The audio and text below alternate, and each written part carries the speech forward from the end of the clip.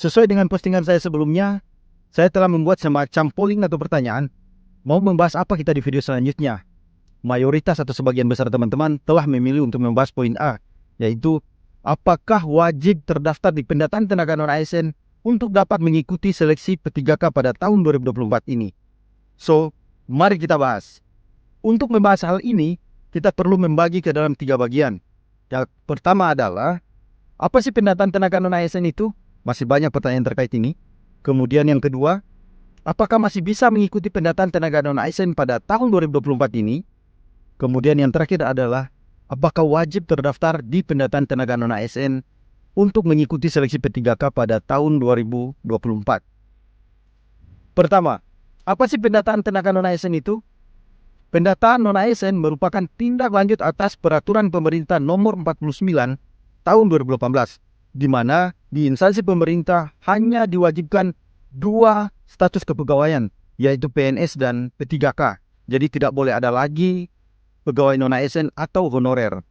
Nah, pendataan tenaga non-ASN juga untuk memetakan pegawai honorer sebagai penyusunan strategi kebijakan pemerintah untuk pegawai honorer.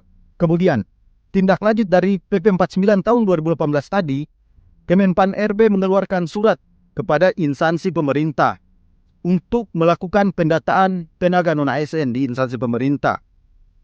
Finalisasinya pada bulan Oktober tahun 2022, pejabat pembina kepegawaian, menteri, gubernur, wali kota ataupun bupati telah mengupload surat pernyataan tanggung jawab mutlak atau SPTJM ke aplikasi pendataan tenaga non-ASN BKN. Kedua, apakah masih bisa mengikuti pendataan non-ASN pada tahun 2024? Berdasarkan siaran pers BKN, pendataan tenaga non-ASN tidak akan dilakukan kembali pada tahun 2024 ini. Jadi hanya 1 kali dilakukan pada tahun 2022. Ketiga, yang paling menarik. Apakah wajib terdaftar di pendataan tenaga non-ASN untuk mengikuti seleksi P3K pada tahun 2024? Hingga video ini saya buat, pada tanggal 29 April tahun 2024, belum ada regulasi atau aturan yang mengatur terkait seleksi P3K tahun 2024 ini. Namun, di beberapa kesempatan dalam rapat koordinasi nasional yang dilaksanakan oleh Kemenpan RB, pemateri atau PIC dari Kemenpan RB menyampaikan kemungkinan pendataan tenaga non-ASN tahun 2022 menjadi acuan database untuk mengikuti seleksi P3K pada tahun 2024 ini. Jadi, mari kita menunggu regulasinya yang masih dalam proses penyusunan di pemerintah pusat. Apakah nanti mewajibkan pendataan tenaga non-ASN atau tidak? Atau mungkin ada alternatif lain.